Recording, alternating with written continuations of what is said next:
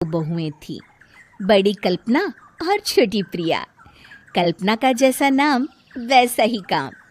सारा दिन कल्पनाओं में रहती, ना कोई काम करती न कोई धाम। अरे कल्पना बहू, जरा अच्छी सी चटनी पीस दे, आज कुछ मजेदार खाने का मन है।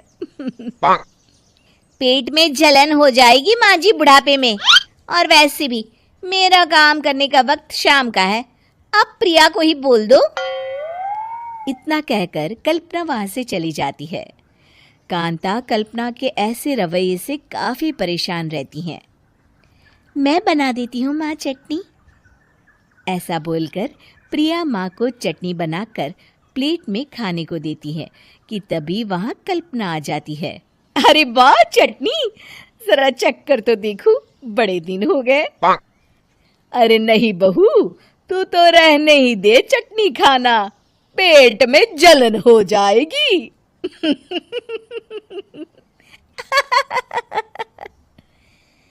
इतना कहकर कांता और प्रिया दोनों हंसने लगते हैं। कल्पना सारा दिन या तो मोबाइल में यूट्यूब देखती या फिर सोती रहती। उसका कमरा भी बिखरा और गंदा रहता। एक दिन कल्पना का पति अशोक उससे कहता है, अरे कल्पना, जानवर भी उस जगह को साफ कर लेता है जहां वो बैठता है, तुम तो इंसान हो, कैसे इतने गंदे कमरे में रह लेती हो? देखो सारा सामान यहाँ वहां बिखरा पड़ा है। ज्यादा अपनी माँ का बोल ना बोलो। हाँ, कमरा तुम्हारा भी तो है, गंदा लग रहा है तो साफ कर लो। पता नहीं तुम्हारे साथ मैं कैसे जिंदगी बिताऊंगा। इतना कहकर अशोक वहां से चला जाता है। कल्पना बस खाना खाने कमरे से बाहर आती और फिर से कमरे में चली जाती। इससे कांता बहन काफी परेशान रहती। एक दिन प्रिया कांता से कहती है, माँ, मैं सारा दिन काम करके थक जाती हूँ, आप कल्पना दीदी से कहिए ना कि सुबह और शाम का काम बांट ले, मैं तो अब सिर्फ एक वक्त का ही काम करूँगी। हाँ। अरे तू वो भी ना करना, एक बहू तो कामचोर थी ही, दूसरी भी आ गई काम ना करने के बहाने लेकर। तभी वहां प्रिया का पति रमेश आ जाता है। माँ, मैं देख रहा हूँ भाभी कोई काम नहीं करती, प्रिया सारा दिन घर और रसोई का काम करती है, अब कुछ करो ना माँ। कांता मन में कुछ सोचती है और कल्पना के पास जाती है। कल्पना फोन पर मेकअप करना देख रही होती है। कल्पना, तुम सारा दिन बस मोबाइल देखती हो, घर का कोई काम भी कर लिया करो।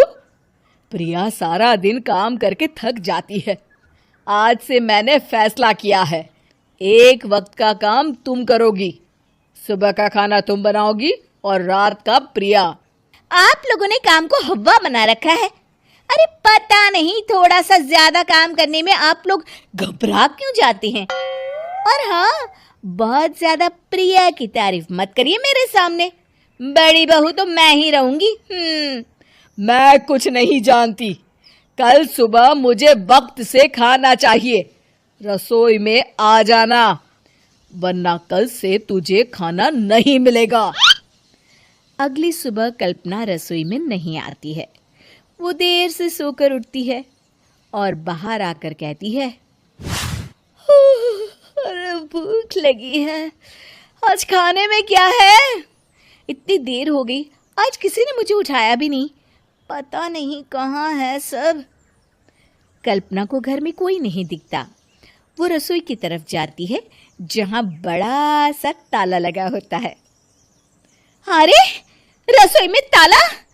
ओ, मैं तो भूल ही गई थी। माँ ने आज से सुबह का खाना मुझे बनाने को कहा था। हे भगवान, इतने लोगों का खाना बनाना क्या आसान है? तभी घर के सारे सदस्य बाहर से वापस आते हैं। वाह माँ जी, मजा आ गया छोले भटूरे खाकर। मेरे मुंह में तो अभी भी स्वाद आ रहा है। अरे कल्पना, तेरे भरोसे रहते तो हम तो भूखे ही रह जाते। कल्पना को बहुत गुस्सा आ जाता है। अब बहुत हो गया, आज से मैं अपनी रसोई अलग कर रही हूँ। मैं अपना खाना खुद बना लिया करूंगी। कल्पना अपनी रसोई अलग कर लेती है, पर आए दिन उसका देर से उठना और काम न करने की आदत से वो भूखी ही रह जाती थी। उसी के सामने घर के लोग अच्छे अच्छे पकवान खाते और कामचोर कल्पना को जैसे तैसे ही खाना बनाकर खाना पड़ता। पर एक दिन तो हद ही हो गई। माँ, दीदी आज सुबह से कमरे से बाहर नहीं निकली, हमें जाकर देखना चाहिए। सो रही होगी कामचोर कहीं की, पर तुम कहती हो तो चलो देख लेते हैं उसे। कल्पना कमरे में पेट पकड़कर बैठी होती है। हाय मेरा दर्द पेट दर्द के मारे मर रही हूं मैं।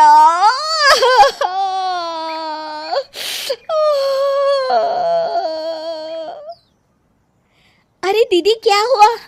पेट में दर्द क्यों हो रहा है? डॉक्टर को दिखाया आपने? माँ, कल्पना खड़ी होती है और माँ जी के पास आती है। मुझे माफ कर दीजिए, अब से मैं सारे काम में मदद करूंगी, कभी आलस और काम चोरी नहीं करूंगी। हाँ हाँ, वो तो ठीक है, लेकिन अचानक क्या हो गया जो तू काम करने को तैयार हो गई? कामचोर कल्पना। माँ, लगातार बासी और उल्टा पुल्टा खाना खाने के कारण मेरे पेट में इन्फेक्शन हो गया है। काम न करना पड़े इसलिए मैं 2 दिन का खाना एक दिन ही बना लेती थी। बासी और खराब खाना खाने के कारण लेने के देने पड़ गए। पेट में दर्द हो रहा है।